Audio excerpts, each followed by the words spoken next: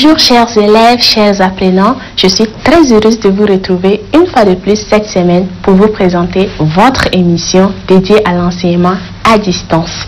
C'est une initiative du ministère de l'Éducation nationale et de la promotion civique en collaboration avec le ministère de la Communication et le ministère des Postes de Nouvelles Technologies de l'Information et de la Communication. Cette émission a pour objectif d'aider tous les jeunes apprenants tchadiens en cette période de la pandémie du Covid afin qu'ils aient des liens avec les cours, et elle est diffusée à travers les ondes de la radio, de la télévision, mais également sur Internet. Chers élèves de la classe de terminale, aujourd'hui nous allons suivre un cours très spécial, un cours de mathématiques qui sera présenté par Monsieur Nyayera, dont le titre est Une équation dans R. Ce cours est adressé aux élèves de la classe de terminale A. Je vous exhorte donc à être très attentifs à cet enseignement.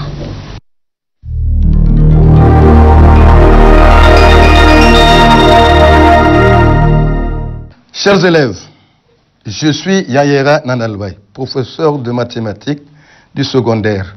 Aujourd'hui, notre leçon porte sur les inéquations destinées aux élèves de la classe de terminale A.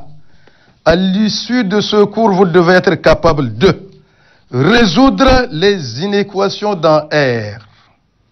Vous allez nous suivre à travers la télévision, la radio et sur Internet. Pour vous faciliter la compréhension et permettre l'interactivité, je vous conseille de prendre note. Préparez à cet effet vos cahiers et stylos. Top, c'est parti.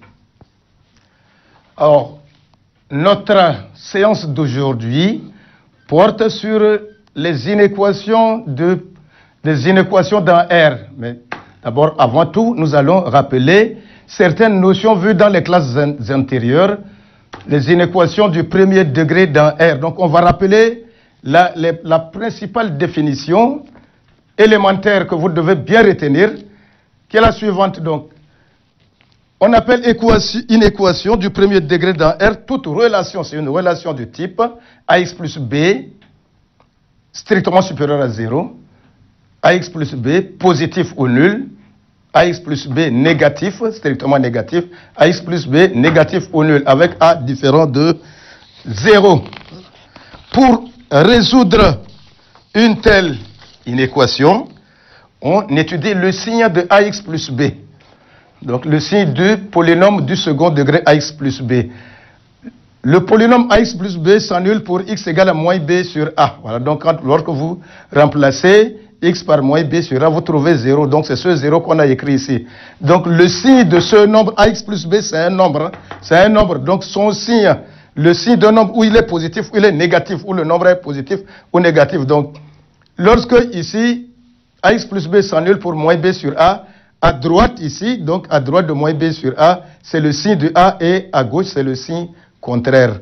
Ainsi, vous avez deux exemples pour illustrer ici l'étude de signes. Donc, déterminons les signes de 2x plus 6 et de moins 2x plus 6. Premièrement, pour 2x plus 6, on écrit 2x plus 6 égale à 0, ce qui équivaut, vous résolvez cette équation, vous allez trouver x égale moins 3.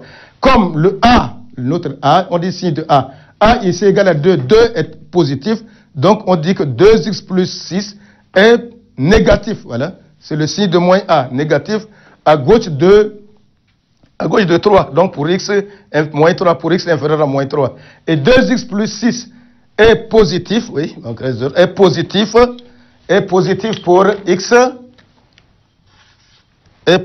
pour x supérieur à moins 3. Là, pour moins 2x plus 6, on résout l'équation. Moins 2x plus 6 égale 0. On trouve x égale à 3. Ici, A est égal à moins 2 qui est négatif. Donc, pour x inférieur à 3, donc moins 2x plus 6 est positif pour x inférieur à 3. Et moins 2x plus 6 est négatif pour x supérieur à 3. Donc, vous utilisez ce tableau. Ça vous permet facilement de trouver le signe des polynômes du premier degré. Maintenant, signe de polynôme du second degré, ax carré plus bx plus c avec a différent de 0. Si le discriminant est négatif ou nul, alors le polynôme ax carré plus bx plus c est du signe de a. C'est-à-dire que si a est positif, le polynôme aussi est un nombre positif. Si a est négatif, le polynôme est un nombre négatif aussi. Maintenant, dans le cas où le discriminant est positif, alors donc le polynôme du second degré a deux racines distinctes x1 et x2. Bon, on suppose que x1 est inférieur à x2 pour établir le tableau de signes. Donc on place, prière, écrire bien les nombres dans l'ordre, ok? x1 est inférieur à x2, on n'écrit jamais. Quand x est inférieur à x2, on n'écrit pas x2 avant x1. Donc 0, 0, il signifie que x1 et x2 sont les racines. Donc à l'extérieur des racines, le polynôme est du signe de a. Et à l'intérieur des racines, le polynôme est du signe de moins a. Et donc passons au paragraphe 2. Sous-paragraphe 2, résolution d'une équation de degré supérieur ou égal à 2. Donc, degré supérieur ou égal à 2, donc nous allons commencer par les équations de degré 2. Donc, c'est-à-dire les inéquations du second degré. Donc, ici, le cours est illustré par des exemples de résolution. OK? Donc, vous avez les trois inéquations I1, I2 et I3. Donc, nous allons résoudre ces inéquations. Donc, nous allons passer à la résolution de la première inéquation I1, 2x carré moins 70x plus 49 strictement positif. Alors, on remarque que 25x carré moins 70x plus 49, donc c'est un produit remarquable, et c'est ce qui donne ici 5x moins 7 le tout au carré. Ça, c'est l'écriture de développement d'un produit remarquable. Donc, 5x moins 7 le tout au carré égale à 0, équivaut à x égale à 7 cinquièmes.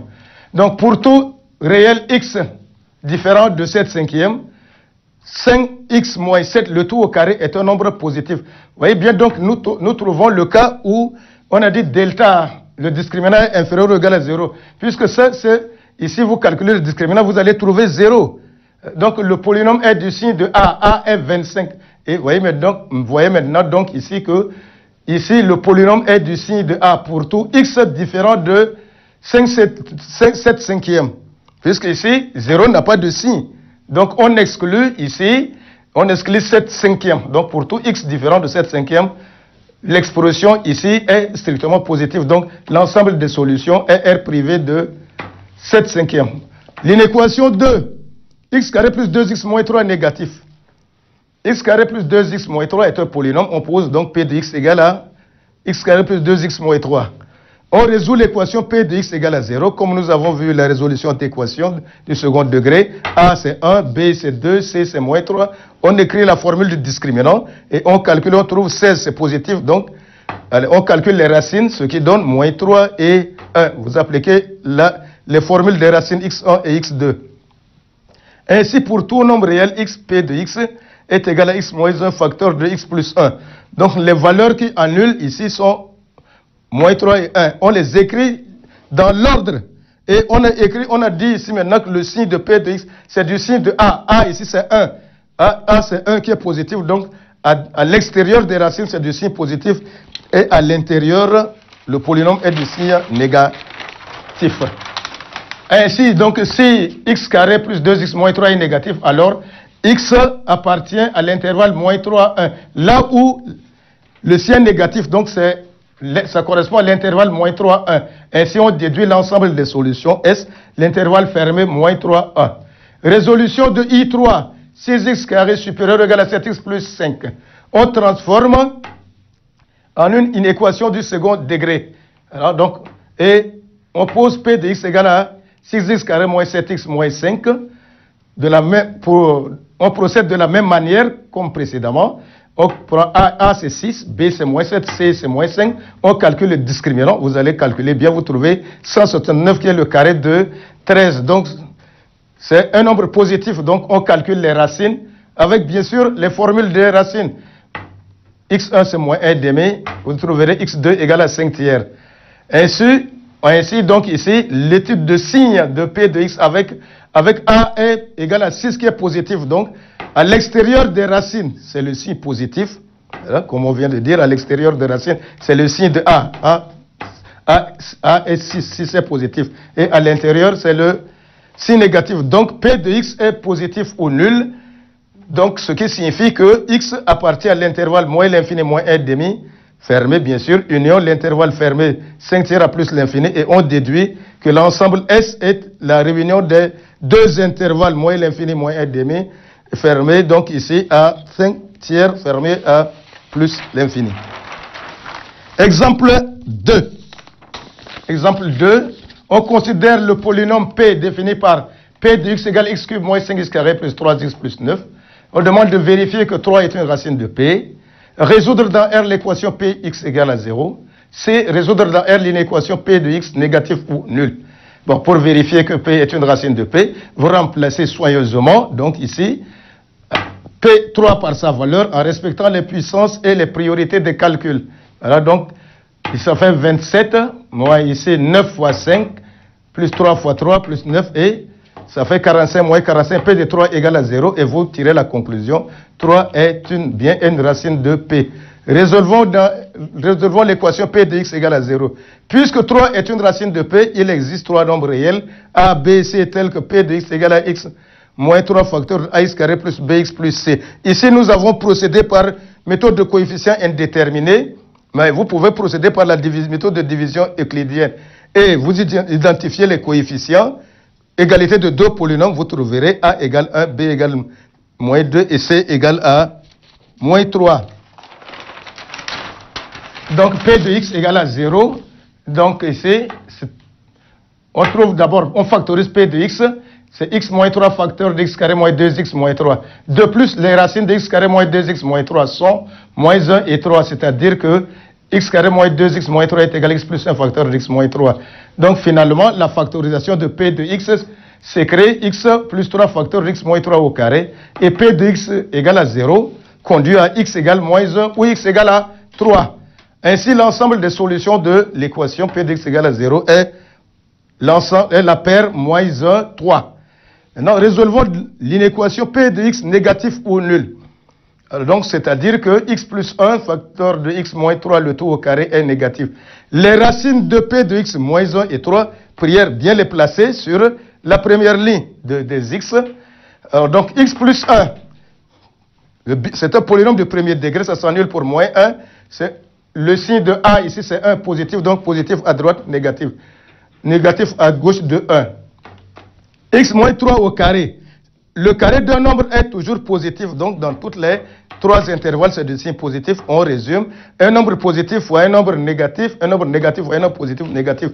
Un nombre positif fois un nombre positif, voilà, c'est positif. On ne multiplie pas les signes, c'est les nombres, hein, s'il vous plaît. Ok, donc ici maintenant, on va tirer la conclusion que X pour X P de X est négatif si X appartient à l'intervalle moins l'infini moins 1. Ainsi, l'ensemble des solutions est l'intervalle fermé moins l'infini moins 1. Vous avez un exercice d'entraînement. Donc ici, je crois que c'est pour évaluer votre performance. Si vous êtes, si vous réussissez à traiter cet exercice, cela signifie que vous avez adopté les démarches qu'on vient de faire. Ok? On vient d'entreprendre plutôt. Donc, on considère le polynôme P défini par P de X égale 2X cube plus 3X carré moins 2X moins 9. Vérifier que moins 3 est une racine de P. Résoudre dans R P de X égale à 0. Résoudre dans R l'inéquation P de X négative. Donc, vous procédez de la même manière que dans l'exemple 2, vous remplacez moins 3 par X, vous calculez soigneusement et prenez soin du calcul et vous allez trouver égal à 0. Et ensuite, vous résolvez P de X égale à 0 et même démarche pour résoudre l'inéquation. Chers élèves de la classe de terminale, nous venons de suivre là un cours de M. Nyaira Nanalbay, un cours de mathématiques bien sûr, et je vais vous demander de vous rendre sur le site www.educhat.td pour télécharger à nouveau cet enseignement ou nous appeler simplement au numéro 1317 pour poser toutes vos questions. D'ici là, portez-vous bien et surtout n'oubliez pas, la maladie Covid est une pandémie mortelle. Respectons donc les règles d'hygiène.